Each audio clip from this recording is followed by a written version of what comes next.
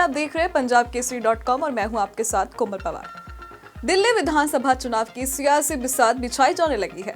आम आदमी पार्टी ने अपने उम्मीदवारों के नाम की घोषणा शुरू कर दी है, तो वहीं बीजेपी और कांग्रेस सत्ता में वापसी का ताना बाना बुन रही हैं। सियासी पार्टियां भले ही कहें कि वे जातिगत आधार पर चुनाव ना लड़ रही हों, लेकिन हकीकत ये है कि टिकटों के बंटवारे से लेकर वोट मांगने तक में जातियों के समीकरण बेहद मजबूत माने जाते हैं। ऐसे में दिल्ली के कास्ट पॉलिटिक्स से ही सत्ता की दशा और दिशा तय होती है, जिसके लिए बीजेपी, कांग्रेस और आम आदमी पार्टी अपने अपने सियासी समीकरण सेट करने में जुटी है। दिल्ली की 70 विधानसभा सीटों का सियासी मिजाज एक तरह से नहीं है, बल्कि हर सीट का अपना सियासी समीकरण है। सत्ता के सिंहासन पर पहुंचने के लिए पार्टियां अपनी रणनीति तैयार कर चुकी हैं। इसी तैयारी का अहम हिस्सा है मतदाताओं का जातीय समीकरण। पिछले 3 विधानसभा चुनाव के परिणामों पर गौर करें तो पता चलता है कि पूर्वांचली, पंजाबी, वैश्य और जाट मतदाताओं के हाथ सत्ता की चाबी है, तो उत्तराखंडी, ब्राह्मण और दलित वोटर भी अहम भूमिका में है। माना जाता रहा है कि दिल्ली के जातीय समीकरण और धार्मिक समीकरण की अपनी सियासी अहमियत है। धार्मिक आधार पर देखें तो कुल 81% हिंदू समुदाय के वोटर हैं। इसके अलावा 12% मुस्लिम, 5% सिख और करीबन 1% ईसाई और जैन समुदाय के मतदाता हैं। वहीं जातीय और क्षेत्रीय आधार पर देखें तो दिल्ली में 25% वोटर पूर्वांचली हैं, जो पूर्वी उत्तर प्रदेश, बिहार और झारखंड के लोग दिल्ली में रहते हैं। तो 22% के करीब पंजाबी वोटर हैं, जिसमें 10% पंजाबी खत्री वोटर भी शामिल है। जाट और वैश्य 8% हैं, तो ब्राह्मण 10% और दलित वोटर 17% के करीब है। इसके अलावा बात करें गुज्जर मतदाताओं की तो 3%, यादव 2% और राजपूत 1%। वहीं उत्तराखंडी वोटर की तरफ नजर डालें तो उत्तराखंडी वोटर करीब 6% है।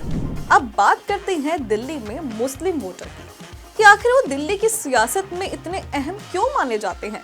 दिल्ली में 12% मुस्लिम आबादी है, जो 1 दर्जन सीटों पर अहम रोल अदा करते हैं।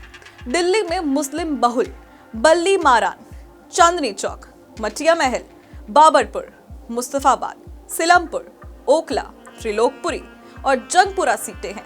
कांग्रेस और आम आदमी पार्टी दोनों का फोकस मुस्लिम वोट बैंक पर है, जिसके चलते 4 से 5 सीटों पर दोनों ही पार्टियां मुस्लिम प्रत्याशी उतारती रही हैं। बीजेपी भी मुस्लिम वोट साधने की कवायद में है और पहले भी मुस्लिम प्रत्याशी दिल्ली में चुनाव लड़ाती रही है। वहीं राजनीतिक जानकारों का तो ये भी मानना है दिल्ली का मुसलमान अक्सर एक तरफा वोट करते आया है। 2015 और 2020 में ये समुदाय आम आदमी पार्टी की तरफ एक तरफा वोट किया था और यही कारण है कि आम आदमी पार्टी ने एक मुस्लिम विधायक को मंत्री भी बनाया था। अब देखना होगा कि इस बार वो किसको वोट करते हैं और क्या इस बार कांग्रेस इसमें सेंधमारी कर पाती है।